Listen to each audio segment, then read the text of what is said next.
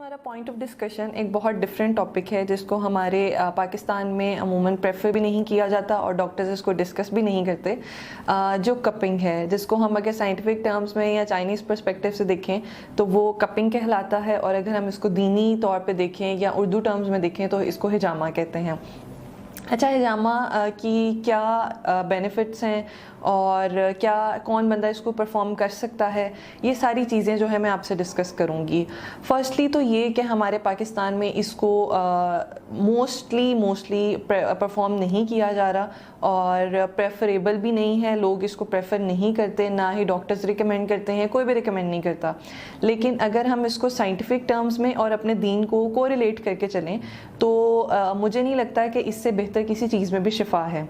Although मैं खुद भी फिजियोथेरेपिस्ट हूँ, लेकिन मैं प्रेफर करती हूँ लोगों को कि वो कपिंग करवाएं और मेक श्योर करें कि जिससे आप कपिंग करवा रहे हैं आया वो काउंसिल से रजिस्टर है कि नहीं, वो प्रैक्टिशनर ऑथेंटिक है कि नहीं, ही और शी नोज़ द एनाटमी, ही और she knows the physiology.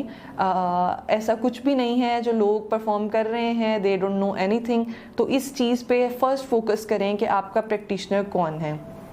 Secondly, हम इसको अगर दीनी पॉइंट ऑफ व्यू से देखें तो मेराज के मौका पर हमारे नबी पाक सल्लल्लाहु अलैहि वसल्लम को हर आसमान पे तोहफे में हिजामा मिला।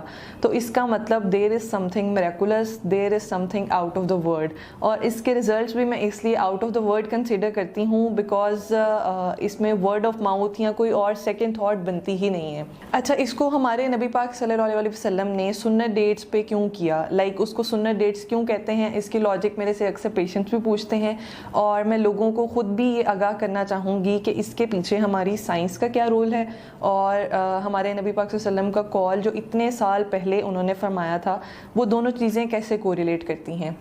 नबी पाक सल्लल्लाहु अलैहि वसल्लम ने जिन डेट्स पे खुद हिजामा कराया वो 17, 19 और 21 हर महीने की कमरी तारीख थी, चांद की डेट जो होती है, ठीक है। और अगर हम इसको साइंटिफिक प्रूफ से अब देखें तो रिसर्चेस ये प्रूव करती हैं कि हमारा हर मंथ का जो 3rd वीक होता है इसमें हमारा सिस्टोलिक ब्लड प्रेशर रेज कर जाता है और हमारा फिज़िकल फिटनेस इंडेक्स कम हो जाता है, ठीक है। तो इसमें जितनी इश्यूज, स्पेशली जो ब्लड रिलेटेड इश्यूज़ हैं, कोई भी ऐसा इशू जिसमें ब्लड का मेन फैक्टर था, उसमें तो मोस्ट प्रेफरेबली साइंस भी कहती है कि इन डेट्स में हम कपिंग करवाएं तो it will be more and more beneficial.